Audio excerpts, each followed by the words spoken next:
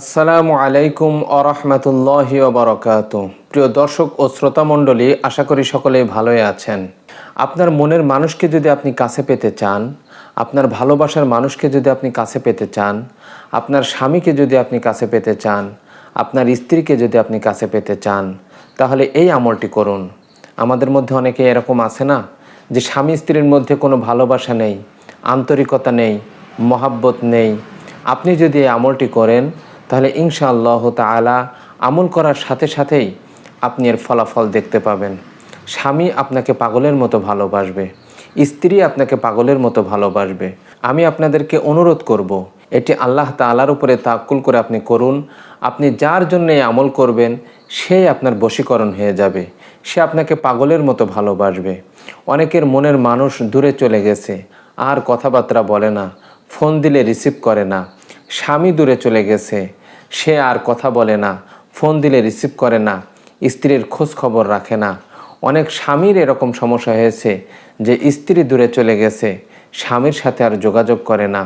এক কথায়, আপনি যার জন্যই করুন না কেন, সে আপনার পাগলের মতো ভালোবাসবে, আপনাকে পাগলের মতো কাছে পেতে চাইবে। এজন্য আমি যে আমলটি আপনাকে শিখিয়ে দিচ্ছি, এটা হলো কোরআনি একটি আমল। অবশ্যই আপনি পুত ও পবিত্র হয়ে এই আমলটি করবেন। আপনি আমলটি কিভাবে করবেন, কখন করবেন এবং কেমন করে করবেন, সেই বিষয় নিয়ে আমি জানিয়ে দিচ্ছি। যারা এই চ্যানেলের নতুন দর্শক, অবশ্যই চ্যানেলটিকে সাবস্ক্রাইব করার অনুরোধ করছি, যাতে এমন নতুন নতুন ভিডিও আপনার কাছে সবার আগে পৌঁছে যায়। তো যাই হোক, পুত ও পবিত্র আপনি হয়ে নেবেন। হওয়ার পরে নির্জন একটি স্থানে আপনি যাবেন। সবচাইতে ভালো হয় এশার সালাতের পর, অর্থাৎ এশার নামাজের পর আপনি আপনার মুসল্লায় বসে আল্লাহ তাআলাকে স্মরণ করবেন, করে আপনি 3 বার দরুদ শরীফ পাঠ করবেন।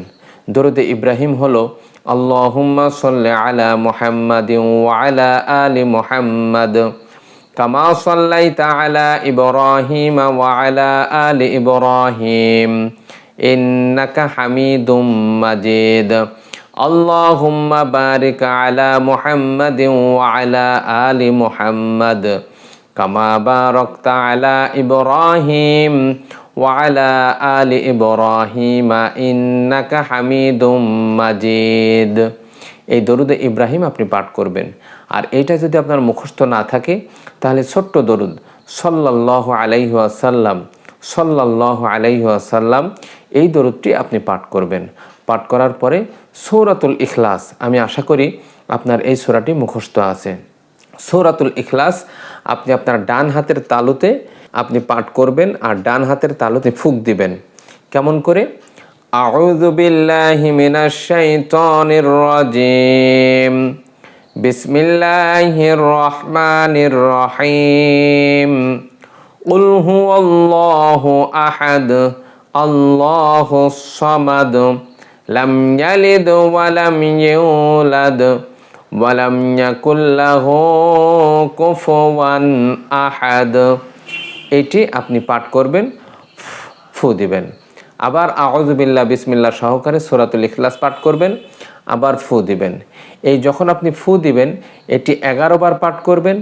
11 বার আপনার হাতের তালুতে ফুঁক দিবেন, এবং যার উদ্দেশ্য নিয়ে আপনি পাঠ করছেন, এই 11 বার মনোযোগ সহকারে তার উদ্দেশ্য নিয়ে আপনি পাঠ করবেন। ইনশাআল্লাহ তাআলা 11 বার পাঠ করার পরে আপনি আবার দরুদ শরীফ পাঠ করবেন।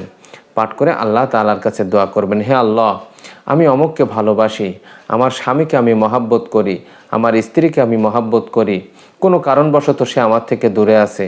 হে আল্লাহ, আমি আমার স্ত্রীকে আমার কাছে চাই। হে আল্লাহ, আমি আমার স্বামীকে কাছে চাই। হে আল্লাহ, আমি আমার পিতামাতাকে কাছে চাই। হে আল্লাহ, আমি আমার মনের মানুষকে কাছে চাই।